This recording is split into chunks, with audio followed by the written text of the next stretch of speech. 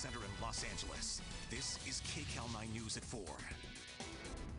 Now at 4:30, an innocent couple is stunned when thieves go on a luxury brand shopping spree using their money. A Woodland Hills couple says thieves drained their bank account of nearly $50,000 after their mail was stolen. Yeah, only on 9, KCAL 9's Christine Lazar shows us where all that money was spent.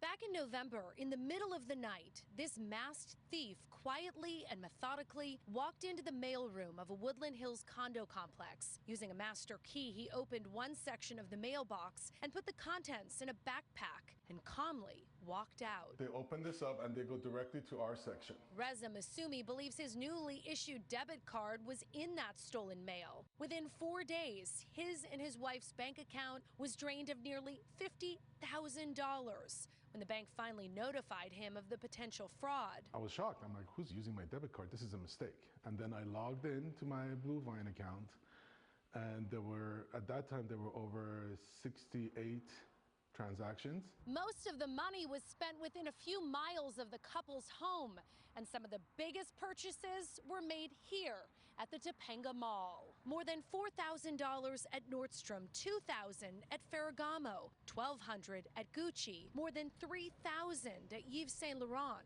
They went to Macy's and Neiman Marcus too. It looks like somebody who just went and got themselves a very nice Christmas shopping spree.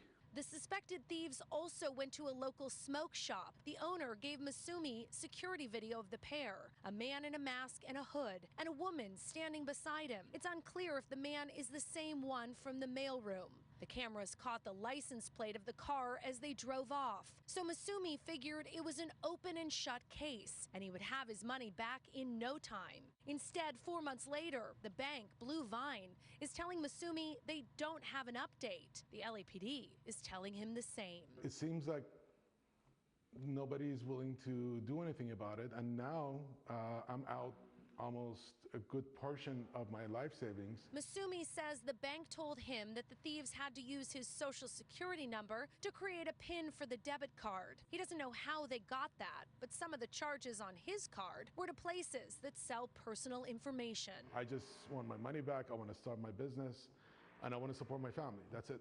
I contacted Blue Vine, and within hours, the bank refunded the couple's money. The suspects are still outstanding, but I just got off the phone with the detective, and she tells me she now has some leads. Christine Lazar, KCAL 9 News. Getting results. Yes. Okay. Well, this is the last week the state will require students to wear masks indoors. That's right. The LA County Department of Public Health has already said it will align its policy with the state. So now districts will be able to make their own decisions. LAUSD has not yet indicated that it will change its masking policy, but many other districts have said they won't require a mask. And joining us now to talk about this issue is Dr. Elon Shapiro, the Medical Affairs Officer with Ultimate Health Services. Welcome. Thanks so much for joining us. Always a pleasure. Well, do you agree with the change, or do you think it's too early to get rid of mask mandates in schools? As we mentioned, LA Unified is sticking with its mandate. So what do you think is the right path?